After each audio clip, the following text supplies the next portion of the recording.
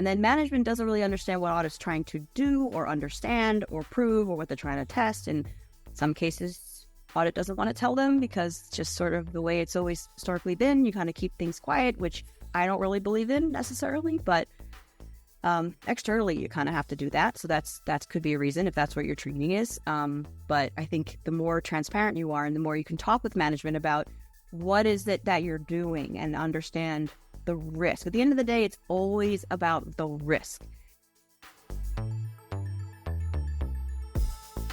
This episode is brought to you by Green Skies Analytics, an audit analytics service provider that works with internal audit departments that have data analysts and are still frustrated with trying to make analytics actually work, aren't getting the expected ROI, who can't break through the communication barrier between the analysts and the audit team, and those that need experienced direction for an audit analytics strategy and process. Those that feel like they've wasted time and money on trainings, aren't getting the value they want, not prioritizing the highest risk areas for the organizations, or have projects that seemingly never get completed. Do you deal with any of that? If you do, go to the show notes of this episode and click the Green Skies Analytics link, or go to greenskiesanalytics.com to schedule a call and understand how Green Skies Analytics makes analytics actually work for internal audit. Hello, everybody, and welcome to another episode of the Audit Podcast. I'm your host, Trent Russell, and today on the show we have Jennie Wallace. She's the CEO and founder of Melody Advisory, where they make order out of process, risk, controls, and audit chaos. Usually, we do not let guests do their intro because early on in the show,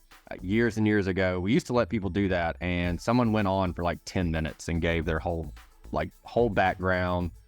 When I was a child, I got, beat with a, ruler by the nuns at the school. And I was like, we don't really need to know that. Like, just say you're the CAE, you're the partner, you're the whatever at this place. That's usually pretty sufficient in what you do there. But anyway, I didn't realize until we hit the record button and I saw the Melody Advisory in the background and I went, you're Jennie Wallace. You founded Melody Advisory. Where did that come from?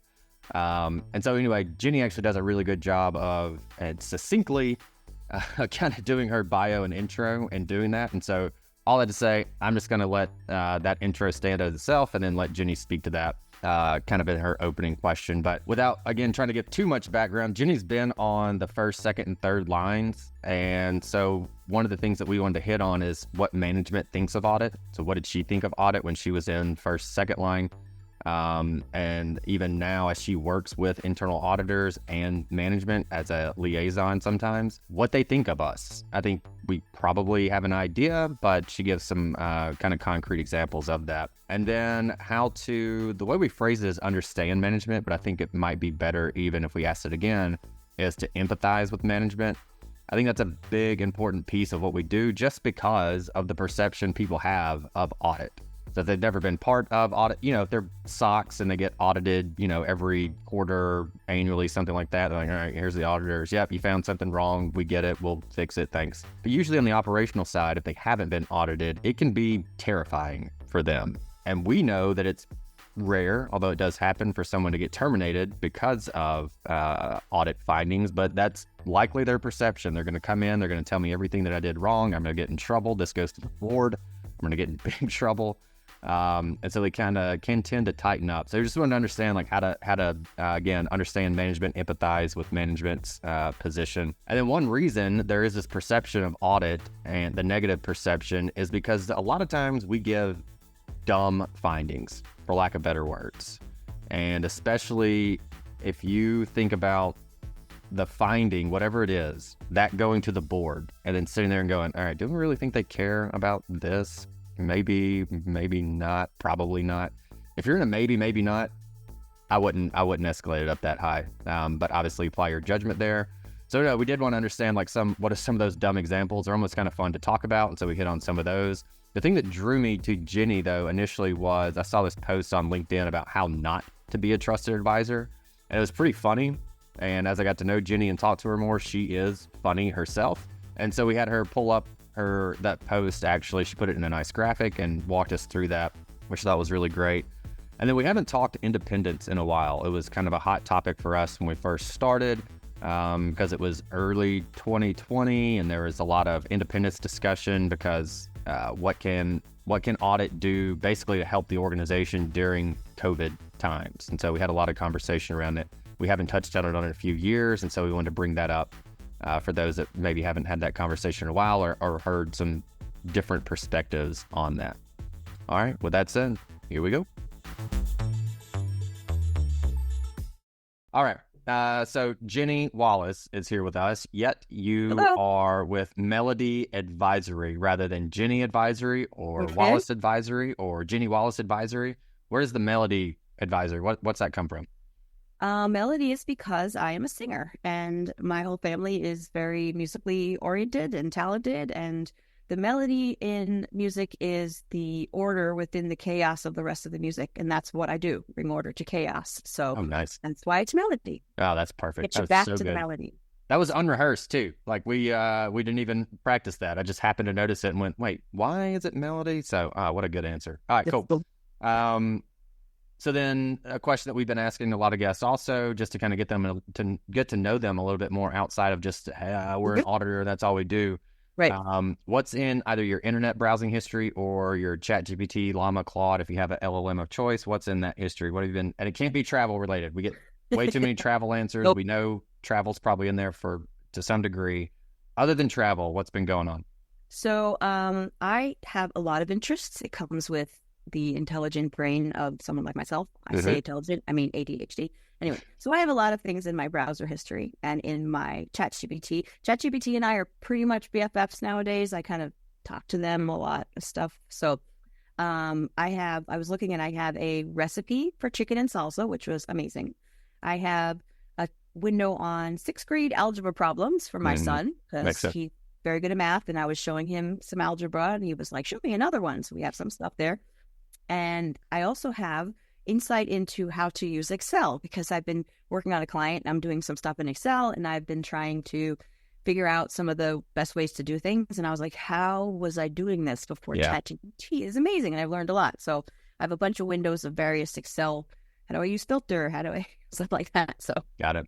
It's great for every question that there's ever been about Excel. That's what I always tell people. Like when it comes to Excel, whatever your question is, it's been asked 1,000 times over. It's on the internet. You used to have to poke and prod, find this link. That's kind of what I was looking for. So let me save that one in case I can't find the exact answer, and I can take that one and kind of make it work. But yeah, with ChatGPT, it's a lot better. Have you found, I haven't tested this in a while, but I know the formulas weren't always great. I would say, hey, create a formula that does this, this, and this. I have this data in column A, this one in B. And again, it would get a lot of it right, but it wasn't quite there.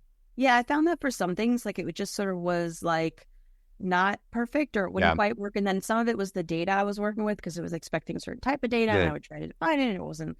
So it was a little bit strange for that reason. But some of the most recent ones have worked, and it's better if I put very specifically, I'm trying to match this to cell A1 in, but yeah, at least it gives me some idea that it's possible to. That's kind of what it is looking at the possibilities. It's like, well, if I wanted to create an Excel formula that did such and such, what are my options? And then I can play with those options and look at other places for more help. But that's what I use. ChatGPT is the biggest thing I use for like a start.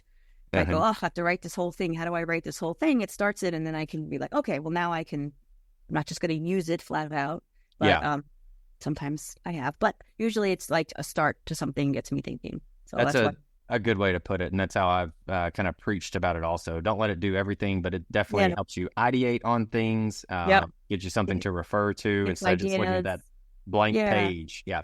Okay, like, what are some competitors to such and such a company? And it comes up with some, and then it's not always right and it's not always complete, but it gives you a place to start. And so as you head down the internet path of looking for things, you can have at least a reference page kind of thing. Exactly. Perfect. Okay.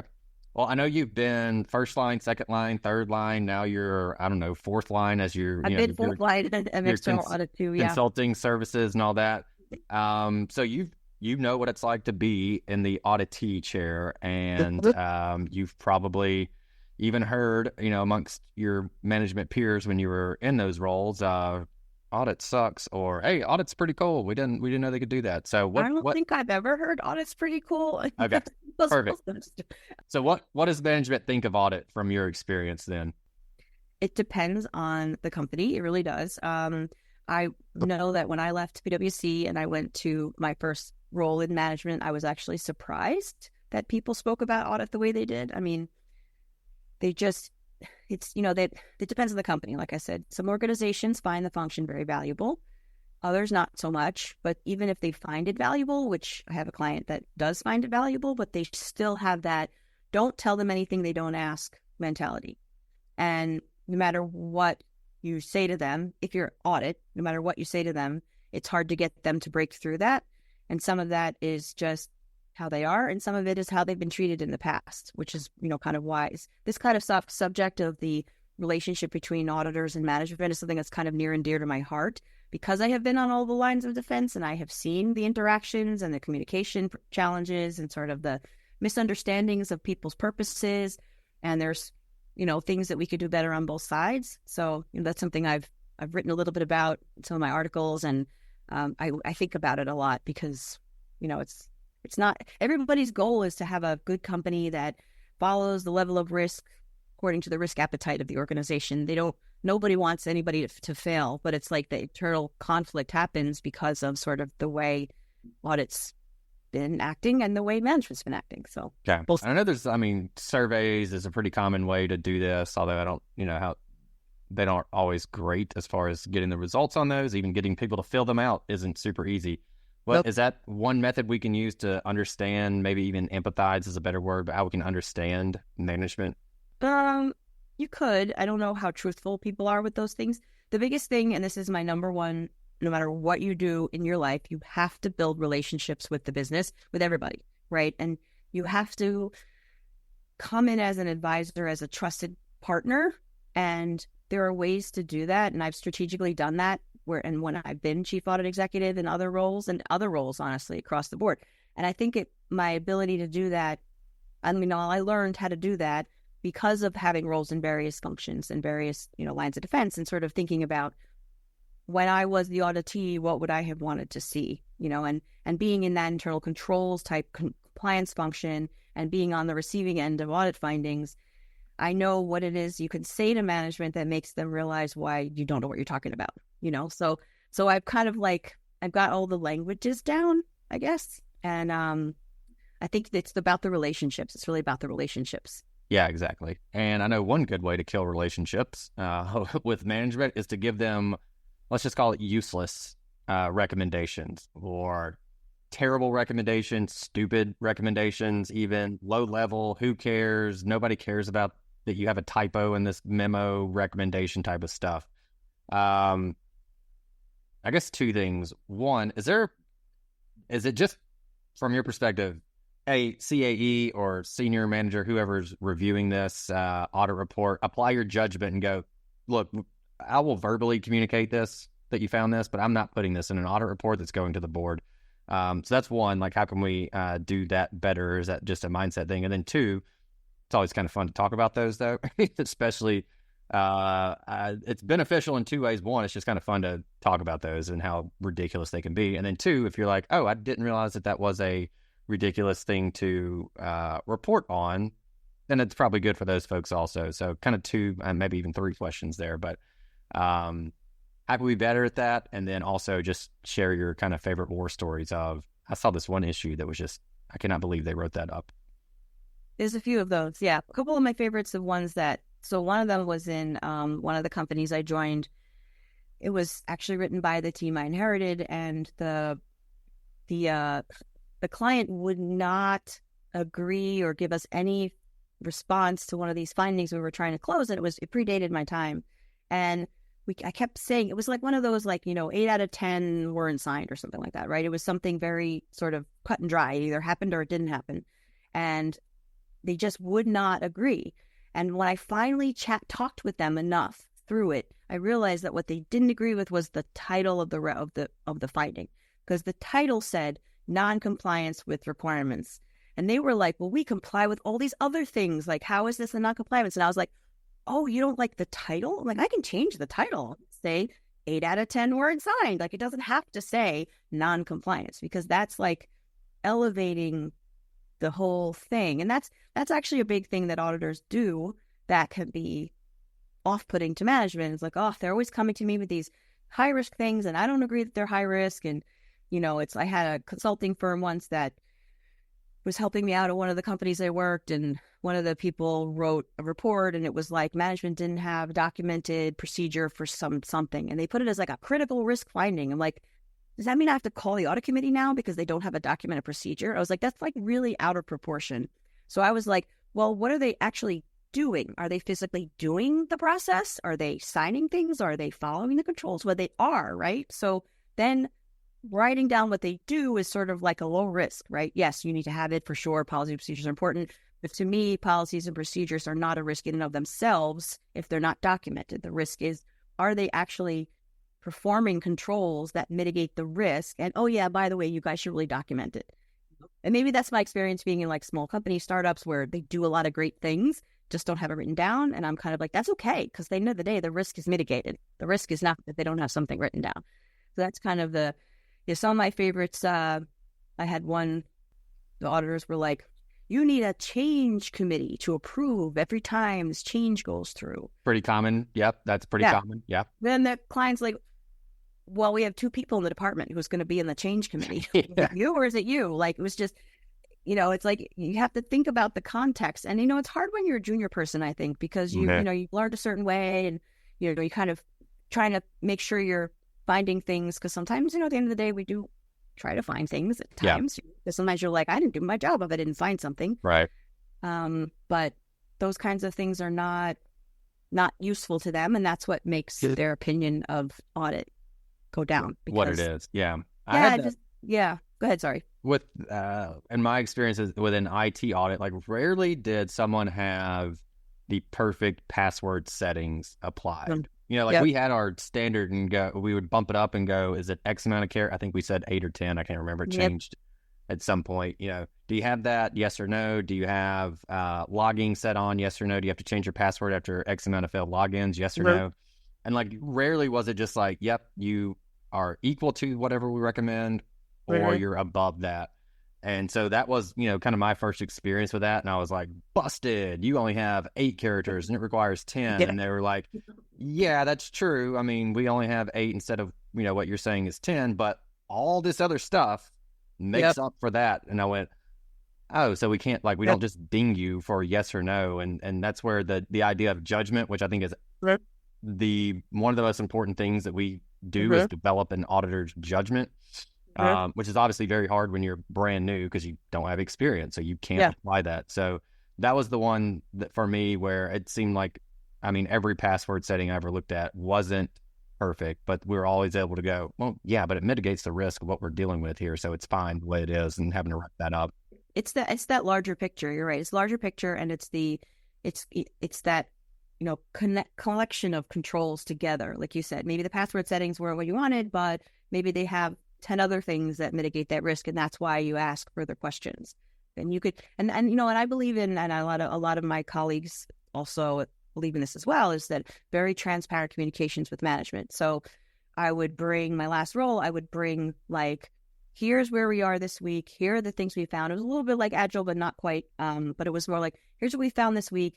What do you think? And that gets you to either confirm or clear that recommendation, that finding throughout the course of the audit. So if you're finding like password settings are not right, instead of them not knowing until it shows up in an audit report where you've given it a high risk finding, listed down, you can say, I found this thing, tell me about it. And they can say, well, we did that because, they've thought about it, they've done this or that. They might have very much made a strategic decision not to follow that because of these other things.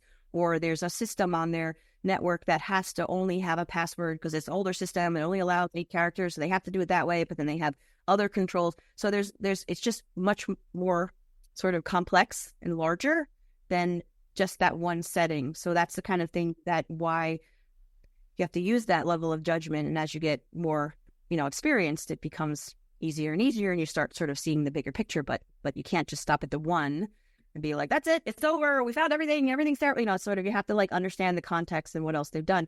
And I actually, when I advise management and I'm on the management side, I tell them, write down all of your decisions. This is what I tell them, because I'm like, the auditors can be generally okay with things if they're not the way they expect them to be, if you can show that you've thought about it and made a different decision. So like, maybe the passwords were set to 8 and you thought about it and you made it that way because of these reasons.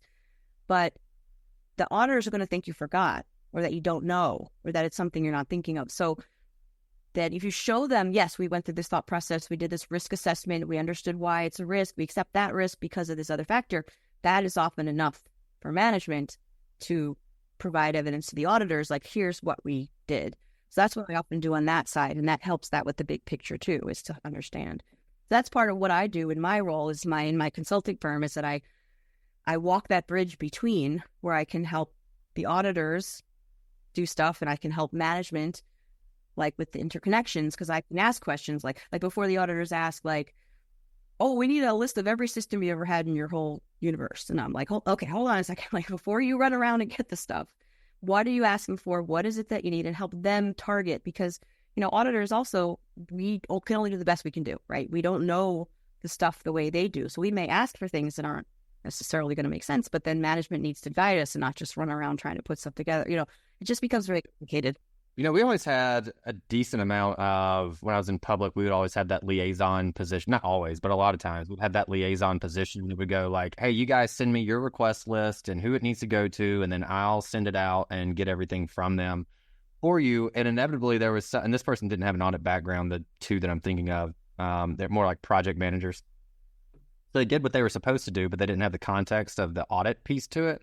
And so inevitably we would get something back from management, and then we'd look at it and go, that's not really why we asked that. We actually need this, which was frustrating to the whole chain involved in that. But it was, if we would have had someone like you be our intermediary between that, you could have gone, hey, I think I know why you're asking this, but the way it works here is X, Y, Z. So is this what you want instead of this? And then that would have saved everybody time for sure, frustration for sure.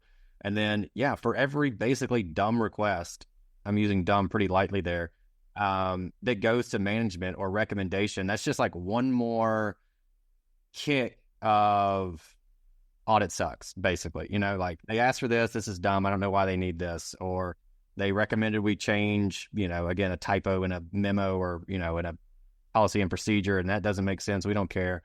Is it almost fair to say, like, you help change the perspective of internal audit departments now that we're talking about it like that? That's what I try to do is I try to change the perspective on both sides. So, and I've been in that audit liaison role in some of my like second line, sort of first line roles, and I would be the filter because I did help and, like I said, push back. And why do you want a list of every system they ever had? What are you trying to target? What are you looking for? And knowing the business, I could help speak that language. It's kind of like, if you think of it as a business analyst on the IT side, it's kind of the audit analyst, I guess. We need to come up with a new job description, audit analyst, and everybody should have one. It's sort of because it can be a project manager, but if they don't have the context, and then management doesn't really understand what audit's trying to do or understand or prove or what they're trying to test. In some cases, audit doesn't want to tell them because it's just sort of the way it's always historically been. You kind of keep things quiet, which I don't really believe in necessarily, but externally you kind of have to do that. So that could be a reason if that's what your training is. But I think the more transparent you are and the more you can talk with management about what is it that you're doing and understand the risk. At the end of the day, it's always about the risk. And when I was in some of my prior roles, I would make sure that before I even started the audit, I did like a pre-planning phase where it was just information gathering. What do you do? Tell me about your things. What do you worry about? How can we help you? And then when we got to the, like, what are we going to be looking at, testing, walking through, we would present that to management. Here are the risks we think that are in your world. Here are the controls we think that manage those risks. Do we have it right? Did we miss something that you think is of a concern? Is there something here that you don't care about? And why is that? Because we may think it's important, and they may be like, nobody looks at that report, so nobody cares. Because people, it's a report that has they don't care because it's not something that they do anything with or it goes nowhere. So instead of us going through the whole audit, testing all this stuff or making a big deal about something that at the end of the day, the company doesn't care about, on the other hand, obviously use your judgment. If you think it's something they should care about, that becomes the finding. But at the same time, like, you do your judgment, you assess whether you agree, but it's all about that. You have to be that transparent, and then, like, audit asks for stuff. They don't quite understand the process. Management then gives it to them. It doesn't meet the thing. So that whole relationship between the two, both sides need to sort of they don't trust each other. And I've been on, like I said, both sides. And you're like, management's lying. They just wrote that document just now. I know it. And I try to tell management, they can tell when you just wrote it. So don't just write something. You give it to them. Just tell them you don't have it. It's okay. You can say that. Yeah. Right. Yeah. But then the other side, can they say they don't have it? Because what kind of like auditors are you dealing with? Because I've dealt with auditors who are not quite, I don't want to say as enlightened as I am. And we'll write that as a big giant thing. But then I'll push it back and say, look, they're working on it. That's a really good point. Yeah. Because I distinctly remember this one woman who was just terrified because she didn't have, I think it was user access something. It was when like we PCOB basically said, hey, everybody has to do user access testing periodically, their user access reviews. So that was like our big theme going into that year. It was like, hey, everybody, heads up. We're going to start testing for these way harder. We expect you to have this, and this in place. Anyway, this one woman didn't have it in place, and she was like, biting her fingernails to the stub, and I could see her foot, and I was like 22 years old, I barely knew what I was doing. I could see how nervous she was there the whole time, and I just stopped her, and I was like, hey, it's really not that big of a deal. Like, your access has always been fine in the past. This is just a new thing. It's not that big a deal. We'll note it. But then I was like, you can, implement it as soon as, you have the time, put this control in place. And then we'll basically go to them and go, she didn't have this. It's fairly new regulation. We're not holding anybody, it's not that big a deal. There's never been issues in the past, and it's fixed. Moving on. I was like, we won't get any questions. But, had it just been maybe someone who didn't explain that to her and just went busted, she might not have understood it. So I'm liking more and more what you're doing at Melody Advisory Services. Now that we're try to do this. That's what I try. Cool. Yeah.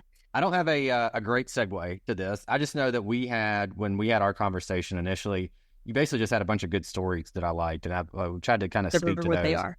And so I'm just going to call this the flowchart story. And if you could share that story with us, then I'll just give you the stage. You go. Okay. I can give you the transition too. We can say, could be, since I mentioned before about how important relationships are with the business, how are ways that you have worked to build the relationships? Why don't you say that? Good segue. No, let's just run with that. We'll run it just like that. There's the segue, everybody. Okay. So what I've done is, like I said, relationships are extremely important, and getting management to trust you is not such an easy thing, based on all the things we've been saying, right? Stupid findings and whatever. So what I have done in the past to try to start to build relationships in the new organization or wherever I've been is to come to clients or come to the organization with assistance instead of at them with an audit first off. So in my mind, the job of internal audit is to mitigate risk. And again, it depends on your audit committee and your CFO or CEO, to whoever the dotted line is, whether they're okay with this approach. But because that's independence, which we can talk about later. I would do a lot of sort of advisory work in the beginning, because to me, I was like, well, I'm looking at things and finding risk I can share with the organization they need to mitigate. I don't think that I necessarily need to run to the audit committee for every single thing, especially if management's already working on it. They've seen it, they've identified it, they've worked on it. So one of the things I did in one of my organizations was, like I said, started with advisory projects, coming to them with assistance instead of at them with an audit. And then when I did have an audit, it was much easier. And they were like, oh, you should look at this and this and this too. So one of the stories I have is that when I was new to the organization, I was going around meeting all the other execs and what's your group like and what do you do and what are the things that worry you and what are you working on? And one of the groups had said, no, that the CEO has wanted us to create this new process and we've been working on it. But, and I said, would you like us to help you write it down?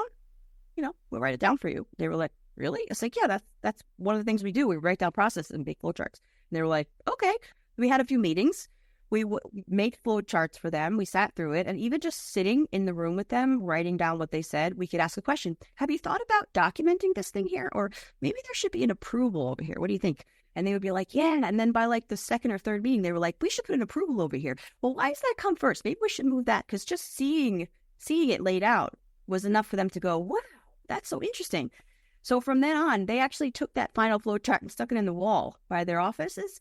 And they were like, we have this thing and it's amazing. And they showed the CEO, like, this is our process. And then the CEO was having a hard time understanding, like, what are you actually doing? And they were going, we don't think these guys are doing the right thing. And I was like, but it's right there. That's what they're doing. And they were so happy about it. And I was buds with that group forever because it was we sort of bailed them out of a thing, but didn't violate any independence. It was nothing we actually did. We didn't design anything. We just wrote down what they told us and asked them some questions. And that was it. We did the same for a few other groups. And after that, it was like, we had people actually coming to us in an organization where nobody liked audit. Nobody wanted to talk to audit. They actually would come to us. I had this problem. And I would also, one of the ways I would build relationships also is sort of like being trustworthy in a way that I wasn't, and again, depends on the organization, being trustworthy in a way that I wasn't like I was happy to sort of take the heat for what I was doing. So I had a group come to me. I, had become, good relationship with the leader of the group. They came to me and they're like, we're having a problem with another team. We can't get them to listen to us. We can't blah, blah, blah. There's an issue here, an issue there. So we were like, all right, we'll look at it. And we just were like, hey, we had an idea. We're going to take a look at this thing. Our idea, totally our idea. And we looked at it and we figured out that there were issues between the groups. And it was like, and they had plausible deniability to say they came to us because I was like, I don't care. I have to do what I think is right. And if there's risk here and they're not able to operate, and they're a very important function in the organization because of communication challenges or whatever it was, and we can help with that, don't mind taking the heat for it. I'll take it. Like, yeah, I was totally my idea. Yeah. I was like, and they were forever grateful after that. And they came to us after that as well. And that's what you want, because that's the job, is to help mitigate risk. I like the take the heat story that you just shared, especially when there's communication issues between two groups, and pretty common, especially amongst SaaS, is the we'll just call it ineffective communication between sales and marketing. Marketing sends leads, sales can't close them. Marketing goes, you guys didn't close it. And sales goes, well, you sent us a bad lead. It's not qualified. So it's your fault. It's not our fault. And then there's always this battle that seems to happen between them. So if you're an internal audit and you can bridge that communication gap and fix that problem, you will be beloved across the organization, I'm sure. That's one of the many. We actually did an actual real audit of the communications between two groups, because one of them would close deals and hand it to the other group, and the other group would be like, I don't even know what's in this thing. You never involved me in it. You signed a contract telling me I have to do stuff. I don't even know what it is. So we actually did an audit of that communication, and it was funny because when they heard we were doing an audit, they started working together because they wanted to do well in the audit. It was even just like, hey guys, how do you do this and how do you do that? And at the end of the audit, it was like, they're not in a bad place, because they were like, oh, now we were writing this policy and now we're, so it was just sort of raising it. I feel like I'm like the family therapist of the organization, like even sort of raising it and getting people to work together. And that was actually, another thing I did when I joined an organization was there was this just contentious relationship between another two departments, and they could not get this audit report closed because they just would not agree. Their management response was, this department won't let me do that. Well, that department won't let me do that. I was like, I'm not publishing 2 pages of 2 departments fighting. I'm not going to do that. So I actually was like, we're sitting in a room. Like, you're going to wear the T-shirt of shame and you're going to be friends. With the kid. No, we sat. I got them in a room and then we just worked it out. And they were like, this is the first time we've ever sat in a room and talked about this. And I was like, you're welcome. And they worked it out, and then it was fine. And we were able to close the whole thing, and we could just write management that's going to do blah, blah, blah. And it was done. It's about that. And there's a lot of, that facilitating the communications and sort of helping them work together is something that's very valuable that we do for the organization, I think. Given that, what you said, when you said that just them knowing that you were going to do the audit, that communications audit, they started working together better. I would say if you don't have the budget or the time to do that audit, just float it out there. Yep.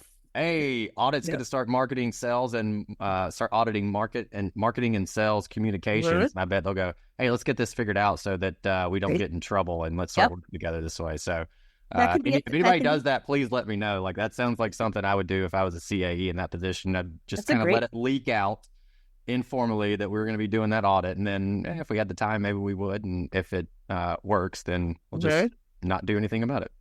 That is exactly right. But then, as long as that's sometimes a thankless job, because sometimes the organization may or may not see what you've done. But at the same time, as long as your dotted line understands, and you can, behind the scenes tell the audit committee, well, I helped a couple of groups work through some stuff. That's as long as you get credit for it. At the end of the day, you got to make sure you get some credit for it, but you also don't want to ruin your relationship. So you got to be very careful in the nuanced way that you communicate that, but you want your own credit for it, for sure. There is some nuance there for sure. All right. Other areas where there's nuance is with independence. And this was probably when we first started doing the show 4.5 years ago, maybe closer to 5 now. It was a pretty hot topic just because it's one that gets talked about a lot. And so we haven't really hit on it in a while. And I know it's something you, and you've mentioned a couple times throughout this. So it's something that you seem pretty passionate about. I guess clear the air. What do you think real independence is? And if you could give if there is a black and white, to me, there's not black and white, but if there's a black and white scenarios that you could give, what would those be? Again, this is, I think, more for, I think it's for a lot of people, because I've even met directors who go, oh, I can't have a relationship with the CEO because it impedes my independence. And I go, that's the lamest excuse I've ever heard. Yep. You just don't want to do your job, basically, is what it sounds like to me. So don't have to go out for dinner with them, but you should at least have meetings with them. You know? Yeah, I'd be fine going out to dinner with them. I think that's where you start paying for things, whatever, is where it gets tricky. But then you have to audit the expense reports. Anyway. Yeah. But yeah, I mean, so anyway, with that said, what's your take on independence? So I have thought a lot about independence, and I think it's because of my background being in multiple lines and sort of seeing how much those lines bleed together, because things I've done in one when I was second line was the same things I did when I was third line. And, there was some stuff that overlaps. My view of independence is, as long as internal audit doesn't act as a control or like really make a management decision, such as a go, no-go decision, like, yes, you can spend this money, or no, you can't spend that money, that's where the line is to me. But there are a billion other things that we can be doing. And like I said, having been on second line, first line, all that stuff, the things I was doing in those roles, I could also do as internal audit because of that independence line. Of course, I will caveat it by saying you always have to check the appetite of the organization for what they believe independence is, because everybody has a different view. But my view is real independence does not really exist. There are, like, if you can stick to those lines, you can say you're independent, but at the end of the day, you work for the company. I was thinking about writing an article about this, so I had some thoughts on it. There are requirements in things like, New York Stock Exchange and places like that require an audit function, but there really isn't mention of what that audit function has to be. So instead of actually saying a competent audit function that follows the IIA standards, it's sort of it's a check the box exercise. So companies can have an audit function that is a head of internal audit, reports to the controller, and they've been out of school for 3 years. That's our audit function, hooray! Or they have, they replace the audit function every 3 years. And somehow the CFO or CEO, whatever, the sort of just convinces the audit committee that it's the right thing to do. Well, it's a business decision, or we're going to co-source or outsource, or we just whatever. Or they hire an outsourcer who reports directly to CFO and give them a limited budget. Still check the box.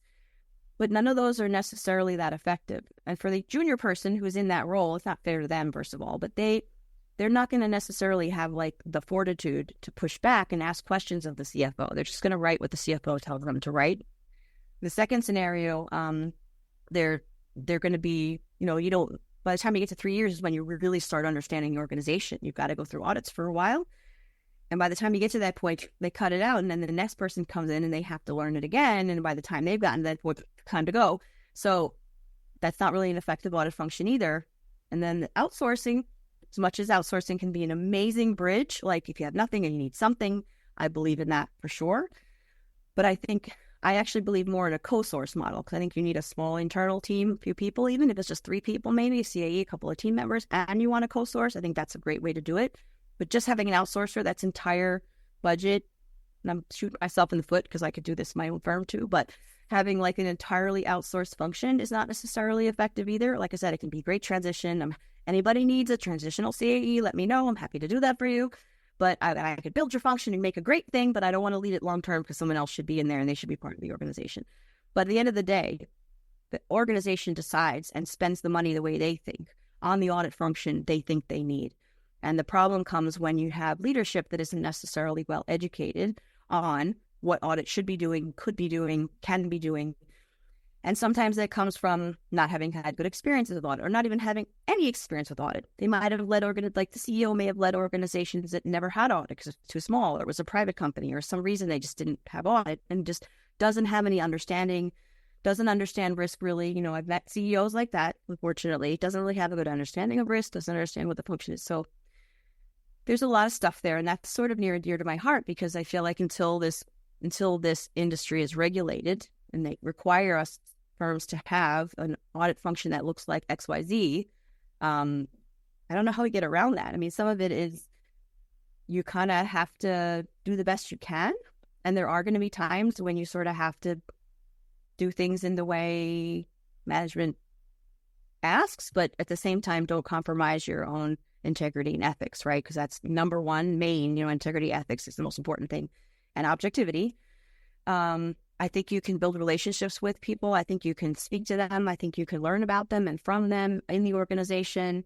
And since independence, like I said, in my mind, is I don't perform a control and I don't make management decisions, like I said, like spend, like let's reorg, that kind of stuff. I don't make those decisions.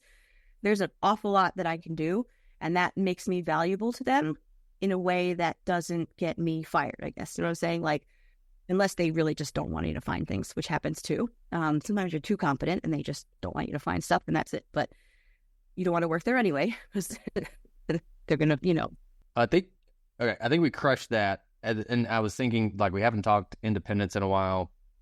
We also haven't talked co-source versus outsource in a long time either. And so for anyone who's not aware, maybe a junior person or whatever, even if you're not a junior person, just real quick, difference between co-source and outsource, as people are hearing that and go, wait, I thought that was kind of the same thing, isn't it? What's the difference? Yeah, it's not the same thing. Outsource is when the entire function, you don't have anybody internally. You might have like a project person or like a liaison. Usually you'd have a liaison. Could be somebody on the CFO's team, project manager, something like that. Is often the person who just makes sure that the external folks can get access to people, things, systems, pull things for them. But you don't have an internal CAE. You have like the partner on the engagement is the one who's your CAE. But the co-sourcing model is when you have internal people, CAE, and maybe one or two people that you then give projects to outside vendors. And I think that's a great model. I say one or two people because I'm used to being in small organizations. Sometimes your internal model is 100 people because you have a very big organization and you still have co-sourcers.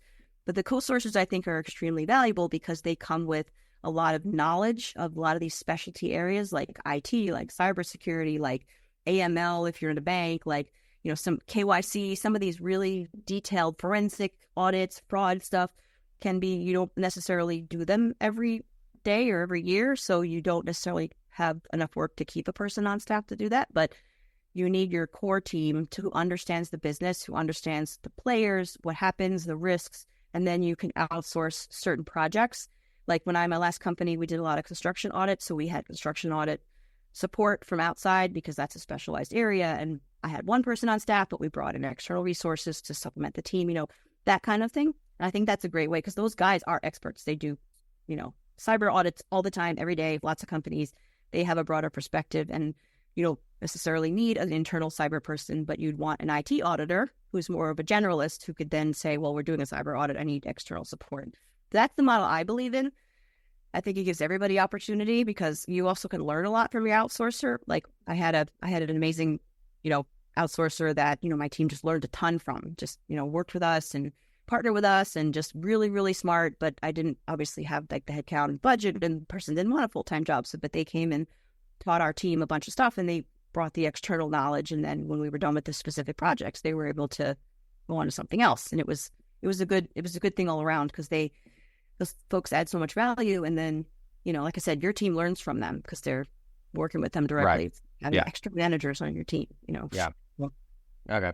I think one of the things where I went, what, I think we should have Jennie on the show, was when I saw this infographic that you had posted on LinkedIn on how not to be a trusted advisor. And I went, yes, whoever Jennie is, she put that together. That's awesome. That's good enough for me to know that we should have her on. So thank you. I'd asked if you do have that pulled up. So if you're listening to this through iTunes or Spotify, or, you just have the audio version, if you go to the YouTube channel that we have, you should be able to see the full interview, the full video of the interview. And then also, as Jennie pulls up her screen, you will be able to see exactly what I'm talking about. And I wanted Jennie to kind of walk us through this. Yes. So if you haven't read my stuff, I ask you to please go. I wrote a bunch of articles in July, and I have my website up. I like to bring humor to the workplace because I think the world is too stressed, as we as we are, and if you don't laugh, you cry. So I like to bring humor, and I like to turn things around and be silly. So this was something I wrote because I just thought it was funny. Give us like the top two from here, maybe. Okay, so there are a bunch of reasons. These are things that I've seen and actually encountered auditors who do this, and these are the kinds of behaviors that auditors do. And I made it in a way like I was selling this to management, like, hey, do you kind of at the bottom, I'm selling my little, like, to describe your auditors, but it's surefire ways to lose management's trust instead of trying to gain it, because of the things you do. You can tell management that you understand their business better than they do. Be condescending, add some flair. You can make it clear you're out to get them. We're the police, we're out to get you, that's it. And don't talk about risk, just be like, we're gotcha. You could take all their time up in meetings, just all their time, like hours and hours. Just don't let them do their day job, sit with them all day long. Just continue to expand your scope. Like, look at everything. You see something, keep going down the path and just look at everything, right? You can this is a story. I wrote this one because I was actually in a meeting where I encountered this. I was at an organization where I was the head of audit, and there was an external regulator coming to audit them. And I was thinking, we'll be buds, be great. We're all auditors, be great. And I went into the meeting, and they were all so stone-faced. I was actually nervous, and I've been doing this a very long time. And I was like, wow. And they just sat there stone-faced the whole time. And then all of a sudden, I said something that sparked their interest, and they were like, I was like, yeah. And I was like, did I say something? Did I say something wrong? Anyway, so silent treatment, be silent in meetings. Don't just act alarmed when they answer a question. Make sure to tell them how terrible they are. Just criticize them. You guys are terrible. Say that a lot. Use the word terrible, like laugh at them. Make a big deal out of minor issues. Like, you forgot to cross your T in this document. That's it. Write really harsh reports. Say like how terrible they are and how like, oh, they just failed everything. Use the word fail, and then just tell everything to the audit committee. Like, they are the worst. They no controls. And then I put 10 and I meant 9 because I didn't have a 10th one. So I said, I had a math challenger, but that's the way I look at things. I try to, like, you look at the preposterous and sort of like, and I've actually seen people do these things, which is why I was like, this is how auditors can lose the trust of management. I may do another one for management to talk about how they lose the trust of the auditors. Yeah. But, I mean, and the first comment, if you're, again, looking at the screen, is from Ray, I'll just say Ray, who said, unfortunately, you probably did most of these over the years at some point. So it's probably something that we've all done, but it was a different approach, and there was some humor in the way that you explained basically how we lose their trust. And so anyway, I thought it was great. And that's, again, this is like, all right, yep, this is good. Let's have Jennie on. So thank you. I appreciated that. All right, I'm going to give you, I'll just give you the floor now, and however you see the world, you can explain that to us, or whatever else you want to right now. So again, I'll leave it to you. Take us home, Jennie. I think that at the end of the day, everyone's goal is the same. I think we all want the companies to succeed, and I think everybody's got a different view of what that looks like. And I think that as auditors, we have to be aware that there are many, many nuances to what we do, and it's not so black and white, and that it will get you really far if you can get a sense of those nuances and really understand what management does and what they find important. Because like I said, if you're looking at something they don't care about, you're wasting your time, you're wasting their time, and you're losing credibility. So understanding them, figuring out what it is that is valuable to them, and understanding that, unless you have some crazy circumstance where they don't believe they want the best for the organization, which happens, they want the best for the organization too. They want the numbers to be good. They want to do their projects. They want to do things the right way generally. So that's kind of, you think about it as we're partners here. You try to, and and the other thing I wanted to leave with everybody was, one of the things I've done is, in order to be valuable, you have to provide value, and that's not just in your audit reports. I have done a lot of sharing of things that we've done, like obviously narratives, flow charts, things you write, you give to them, right? You don't just be like, hey, that was a great conversation. You write it up and send it to me, because that's not their day job. That's your day job, right? So I've given them freebies, which is another way to bring value to them. And one of that is, for example, we did like a segregation of duties review as part of our audit. That was in our work papers, but I was like, I made this. Do you want it? I gave it to them. We also did checklists, and we tested things based on the checklist. Like, oh, was this done? Was that done? And I was like, do you want to use this for your monthly process? Have it.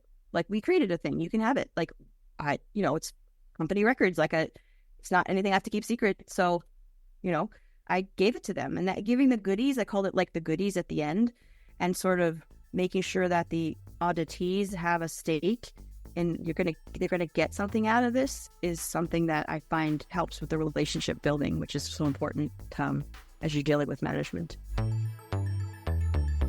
Hey everyone, thank you very much for listening to this episode of the Audit Podcast. Whatever platform you're listening on right now, I'm sure there's a subscribe button somewhere, so please hit the subscribe button there. If you're listening through iTunes or Spotify, feel free to go give us that 5-star rating. It only took me about 16 seconds to give myself a 5-star review, and it really helps to get future guests to come on the show, so we'd really appreciate that. Lastly, be sure to check out the show notes and follow us on all our social media channels on Instagram, on LinkedIn, and on TikTok.